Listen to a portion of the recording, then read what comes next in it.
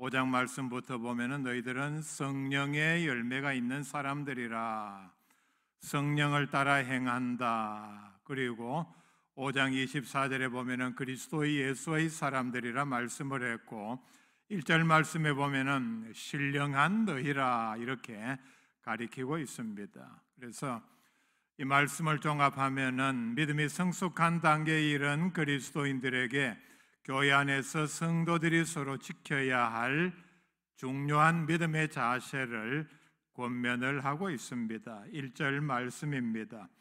형제들아, 사람이 만일 무슨 범죄한 일이 드러나거든 신령한 너희는 온유한 심령으로 그러한 자를 바로잡고 네 자신을 살펴보아 너도 시험을 받을까 두려워하라 말씀을 합니다.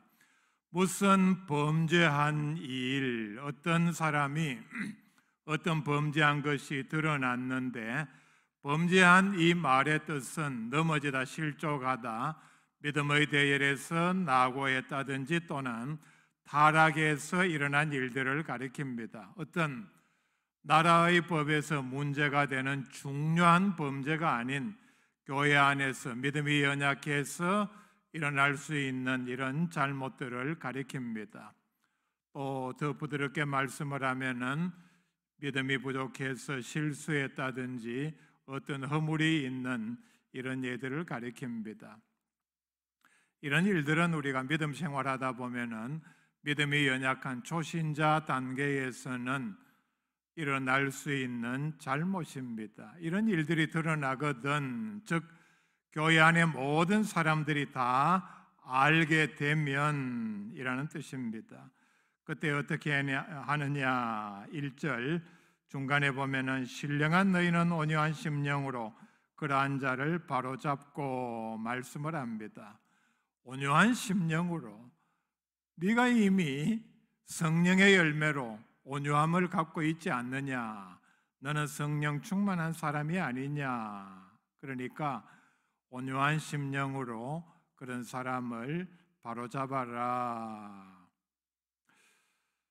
전제적인 조건이 있습니다. 그것은 혼자만 아는 범죄, 어떤 사람이 크게 잘못을 했는데 그걸 우연히 아니면은 어떤 계기로 나 혼자만 알게 되었다, 그런 경우에는 폭로하지 말라는 뜻입니다. 드러나거든 이라는 말이 교회 안의 모든 사람들이 아는 그런 경우를 가리킵니다.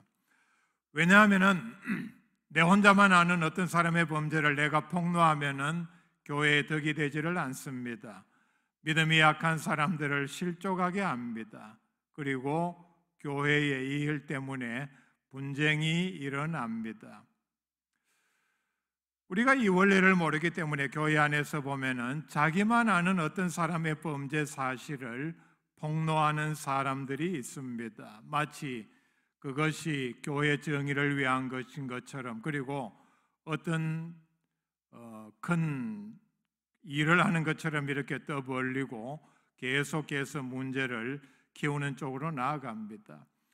이런 사람들은 절대로 성령을 따라 행하는 사람들이 아닙니다. 예수 그리스도의 사람들도 아닙니다.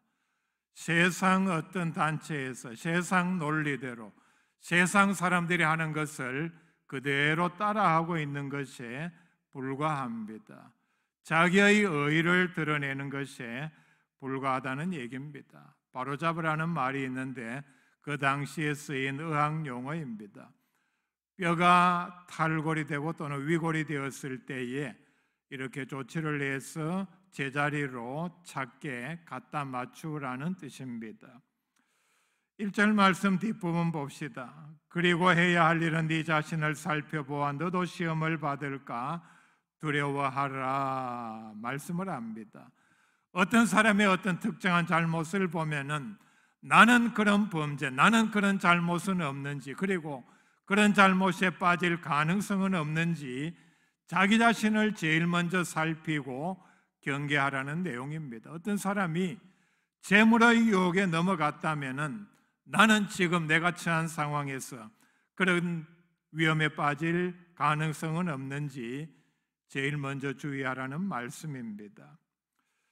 그 다음에 하는 말씀이 2절 말씀에 보면 너희가 짐을 서로 지라 말씀을 합니다. 혼자서 감당하기 어려운 무거운 짐이 어떤 사람에게 있을 때에 이걸 그 사람 혼자만 지게 하지 말고 서로 이렇게 나누어라. 자, 우리가 5절 말씀을 같이 읽었기 때문에 잘 압니다. 5절에 보면 각각 자기의 짐을 질 것이라 말씀을 합니다. 모순되는 것 같이 보이는데 원어는 전혀 다른 뜻입니다. 5절 말씀의 이 짐은 각 개인이 지고 가야 할, 자기만 지고 갈 수 있는 가벼운 짐을 가리킵니다. 이런 짐은 각자가 져야 합니다. 자기가 져야 할 가벼운 짐까지도 2절 말씀에 서로 지라고 했다고 해서 다른 사람에게 맡기고 자기는 빈손으로 가는 것은 그리스도인의 믿음의 자세가 아니라는 뜻입니다. 각자가 자기의 행동에 대하여 져야 할 책임이 있습니다. 사회적으로, 가정에서, 그리고 하나님 앞에서 자기가 져야 할 책임에 대해서는 자기가 지고 가야 합니다. 자기의 어떤 개인적인 문제도 마찬가지입니다. 각자가 자기의 행실을 스스로 하나님 앞에서 살필 책임이 있습니다. 이런 짐은 다른 사람이 대신 지고 갈 수 없습니다. 2절 말씀으로 돌아가서 너희가 짐을 서로 지라. 이 짐은 무거운 짐을 가리킵니다. 혼자서 감당할 수 없는 무거운 짐입니다. 우리가 넓은 의미로 경제적으로 어떤 사람이 어떤 부담이 클 때에 바로 이런 짐이 어떤 사람에게 있다면은 여러 성도들이 도와주는 것이 성숙한 그리스도인의 자세입니다. 또 어떤 어려운 일을 만났을 때에, 고난당하는 성도들이 있을 때에 서로 찾아가서 위로하고 격려하고 짐을 나누어지는 것이 그리스도인의 믿음에, 그리고 예수 그리스도의 사람들이, 성령의 열매가 있는 사람들이 당연히 나누어야 할 짐입니다. 마태복음 25장에 보면 예수님께서 양과 염소의 비유를 말씀을 하셨습니다. 양은 어떤 사람들입니까? 형제 중에 지극히 작은 자 하나가 줄일 때에 예수님의 말씀입니다. 이들은 이들에게 먹을 것을 주었고 병들었을 때에 돌아보았고 그리고 옥에 갇혔을 때에 찾아갔습니다. 찾아가서 격려하고 위로하고 그리고 아마 또 집에 있을 때에 그 사람을 위해서 늘 기도하는 마음을 가졌을 것입니다. 놀라운 말씀은 작은 자 하나에게 한 이 일이 바로 예수님께서는 예수님 자신에게 한 일이라 말씀을 하셨습니다. 그리고 이들에게 어떤 심판을 내립니까? 내 아버지께 복받을 자들이여 너희를 위하여 예비된 나라를 상속받으라. 놀라운 말씀을 합니다. 여러분 부탁드립니다. 우리 공동체 식구 가운데 어려운 일을 당한 사람이 있다면 부지런히 찾아가고 또 병든 자가 있다면 찾아가고 위하여 기도하고 격려하고, 제가 이런 말씀을 듣습니다. 내가 어려울 때에 누가 찾아와서 위로해주고 도와주었습니다. 그 사람의 그 말을 지금도 잊을 수 없습니다. 정말 감사합니다. 내가 그분의 위로와 격려 그리고 기도의 힘을 통해서 이렇게 회복할 수 있었습니다. 어려운 일이 있을 때 여러분 반드시 찾아가셔요. 그냥 찾아가지 말고 구체적인 어떤 도움을 가지고 찾아가시기를 바랍니다. 아니 목사님 뭐 저에게 부담을 주십니까? 이렇게 생각하지 마시기를 바랍니다. 여러분을 위해서 드리는 말씀입니다. 상급이 얼마나 큽니까? 내 아버지께 복받을 자들이여 너희를 위하여 예비된 나라를 상속받으라. 어마어마한 일에 자기의 목숨을 바친 사람에게 내린 심판이 아닙니다. 배고픈 사람에게 줄일 때에 먹을 것 주고 병들 때에 그 병상의 자리에 찾아가서 위로해주고 기도해주고, 감옥에 갇혔을 때에 면회 간 사람에게 예수님께서 이런 엄청난 복을 선언을 하십니다. 특별히 믿음이 약한 사람들이 혼자 감당할 수 없는 무거운 짐 때문에 힘들어할 때에 신령한 그리스도인들은 다양한 형태로 짐을 나누어지는 도움을 줄 수 있어야 합니다. 그런데 1절 말씀과 연결하면 2절의 짐을 지라는 말씀은 죄의 짐을 서로 지라는 뜻입니다. 1절에 형제들아 이렇게 말씀을 하죠. 우리 모두는 형제 자매라는 것을 환기를 시키고 있습니다. 나와는 상관없는 척, 아니면은 나와는 아무런 관계가 없는 그런 사람으로 여기지 말라는 뜻입니다. 그렇다면은 죄의 짐을 나누어지는 것은 당연하다 말씀을 합니다. 형제자매가 범죄했을 때에 그리스도인으로서 가장 잘못된 태도는 자신은 믿음이 성장해서 그런 죄와는 아무런 상관이 없는 것 같이 말을 하면서 너는 아직도 그런 죄에서 벗어나지 못하고 있느냐는 식으로 책망하는 태도입니다. 이런 태도는 마치 어린아이에게, 이제 겨우 걸음을 배운 어린아이에게, 그렇다면 자주 넘어질 수밖에 없죠. 길이 고르지 않다든지 아니면 급하게 잘못 움직이면 쉽게 넘어질 수 있는 것이 어린아이의 걸음입니다. 그런 아이에게 너는 어째서 이 모양이냐, 제대로 걷지도 못하느냐 책망하는 것과 마찬가지입니다. 성장하는 과정에서 겪을 수 있는 잘못, 실수, 넘어짐에 대해서 자기는 다 성장해서 제대로 걷는다고 책망을 한다면 제대로 성장할 수가 있겠습니까? 2절 말씀에 나오는 지라는 이 동사의 시제는 한 번뿐만 아니라 계속해서 지라는 말씀입니다. 범죄함으로 인하여 겪는 고통을 믿음이 성장하여 범죄하지 않을 때까지 계속해서 나누라는 뜻입니다. 죄의 짐을 진다는 말을 구체적으로 더 말씀을 드리면은 어떤 믿음이 연약한 사람에게 유혹이 올 때에 범죄하지 않도록 주변에서 격려하며 말씀으로 이렇게 경계하고 도와주는 것을 가리킵니다. 또 하나 형제가 범죄할 때에 자기의 죄처럼 가슴 아파하는 일이 바로 짐을 나누어지는 것입니다. 형제가 범죄하여 괴로워하는 것을 볼 때에 일으켜 세워주고 붙들어주고 자신의 짐을 질 수 있을 때까지 믿음의 형제들은, 먼저 믿은 사람들은 도와주어야 합니다. 그리고 계속해서 믿음 생활에 가는 과정에서 죄를 범하지 않도록 도와주라는 격려의 말씀입니다. 말씀으로 권면하고 위로하고 기도하라는 뜻입니다. 또는 죄 중에 있을 때에는 그런 과정에서는 죄와 같이 싸우는 일들이 바로 죄짐을 같이 지는 것입니다. 이것이 바로 로마서 15장 1절에 말씀하는 믿음이 강한 우리는 마땅히 믿음이 약한 자의 약점을 담당하고 그렇게 말씀을 했습니다.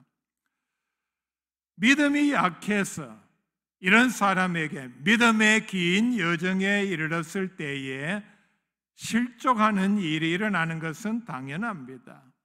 믿음이 약해서 범죄한 사람에게 나는 과거에 그러지 아니했다,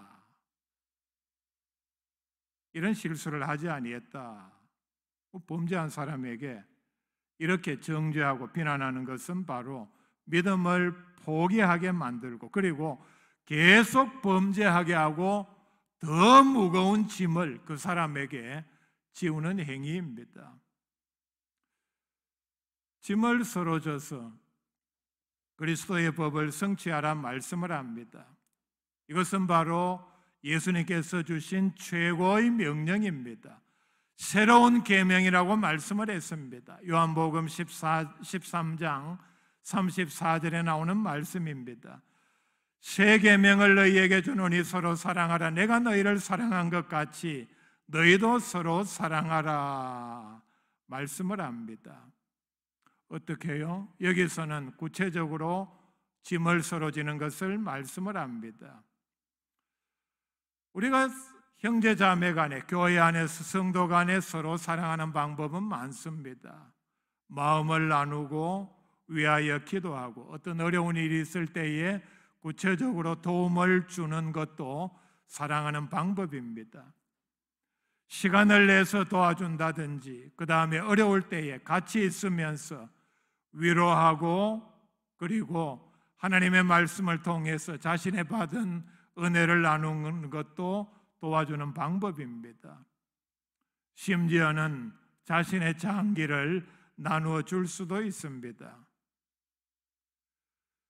그런데 여기서 말씀을 하는 것은 귀한 사랑 가운데 하나가 죄의 짐을 나누어 같이 지는 것입니다.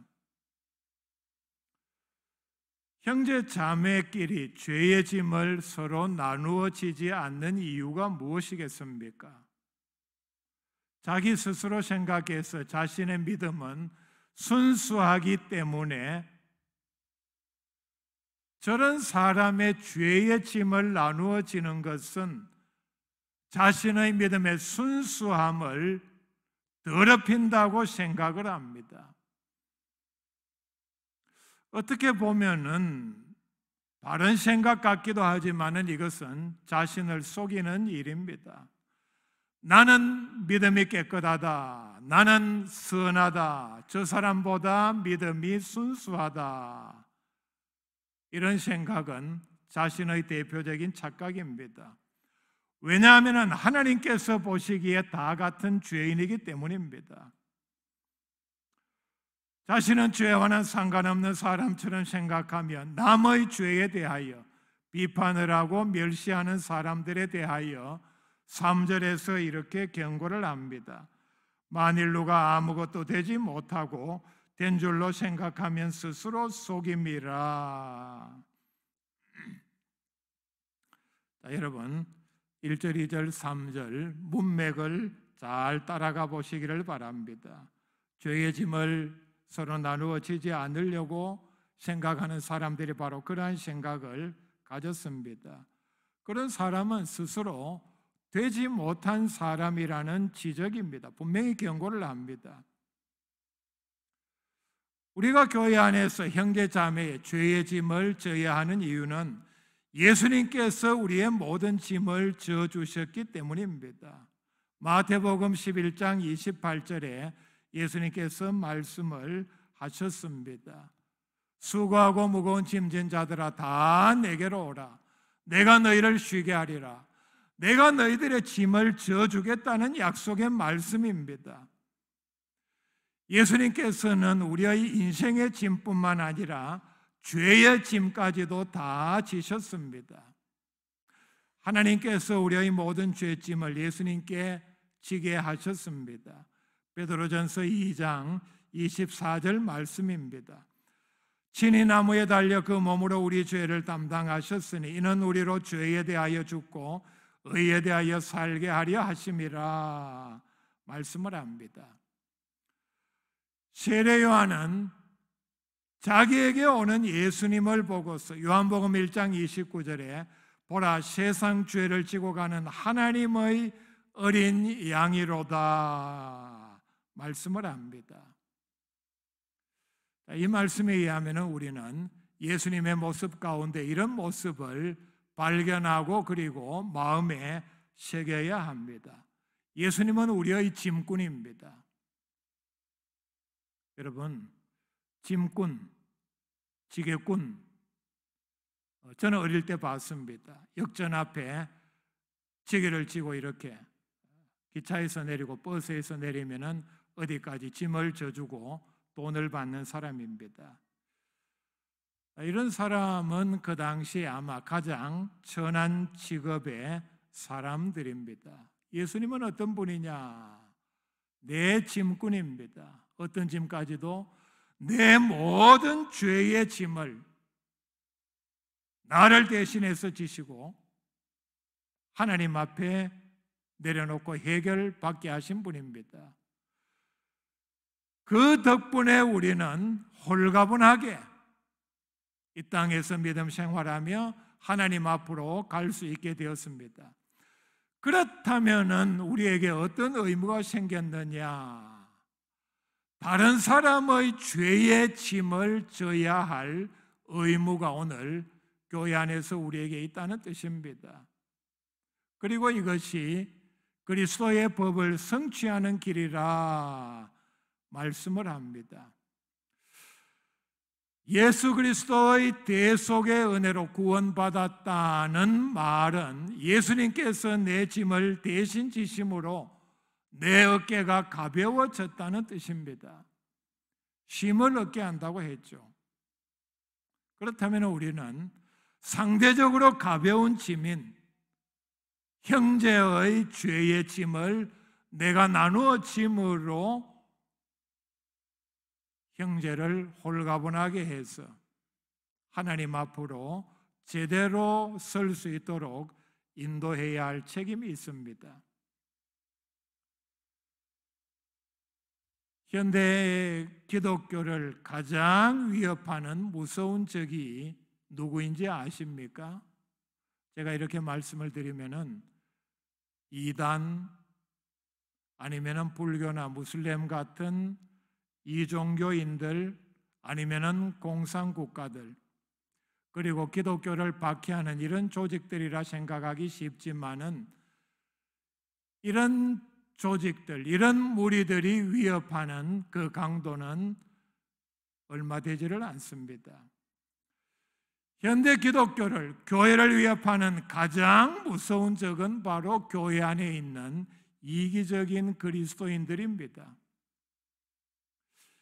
이기적인 그리스도인들이라는 이 말 자체가 성립하는지 의문입니다. 그리스도인인데 매우 이기적이다. 두 말 자체가 모순적이죠. 엄밀하게 말하면 이기적인 그리스도인은 성립할 수 없다는 얘기입니다. 자기밖에 모르는데 어떻게 그 사람을 그리스도인이라고 할 수 있습니까? 굳이 이기적인 그리스도인들이 어떤 사람들이냐 뜻을 풀이하자면은 자기만을 위해서 믿음 생활하는 사람들입니다. 자기의 유익을 위해서 믿음 생활하는 것 외에는 자기 자신을 희생하지를 않습니다. 자기 생활에, 자기 삶에, 자기 일에 방해가 되간다고 생각하는데 어떻게 그런 희생을 하고 시간을 내고 자기의 힘든 것을 이렇게 나누고 교회를 위해서, 하나님을 위해서, 복음을 위해서 내어놓을 수가 있겠습니까? 자기 개인에게 그리고 교회에 조금만 어려운 일이 있으면 떠납니다. 문제가 없는 대로 간다는 얘기입니다. 희생하지 않겠다는 얘기죠. 성도 간의 짐을 서로 나누어 지려고 하지 않습니다. 내가 왜? 이런 생각으로. 그건 네 짐이고 더 이상 나아가려고 하지 않습니다. 나는 예수님으로부터 엄청난 죄짐을 대신 져주시는 큰 은혜를 입고도 교회 안에 믿음이 약한 형제의 작은 죄짐을 나누어 지지 않으려 한다면 이런 사람은 정말 이기적인 그리스도인입니다. 이런 그리스도인은 없다고 제가 말씀을 드렸죠. 5장 뒷부분에 나오는 22절부터입니다. 성령의 열매를 보시기를 바랍니다. 9가지를 열거를 합니다. 그런데 우리가 자세히 살펴보면은 이런 열매 하나하나를 보면은 바로 형제간에 죄의 짐을 나누어 질 수 있는 열매를 성령께서 우리에게 주셨다는 것을 알 수 있습니다. 사랑, 오래 참음, 자비, 양선, 온유, 절제 이런 것들입니다. 이런 성령의 열매가 있을 때에 교회 안에서 어떤 형제가 죄 때문에 죄의 결과 때문에, 죄의 유혹 때문에 고통당하고 있을 때에 찾아가서 위로하고 격려하고 낙심하지 말라, 포기하지 말라, 위로하며 격려하고 위하여 기도할 수 있는 짐을 나누어지는 사람이 될 수 있다는 얘기입니다. 죄의 짐을 나누어짐으로 그리스도의 법을 성취하는 믿음이 성숙한 그리스도인들 다 될 수 있기를 바랍니다.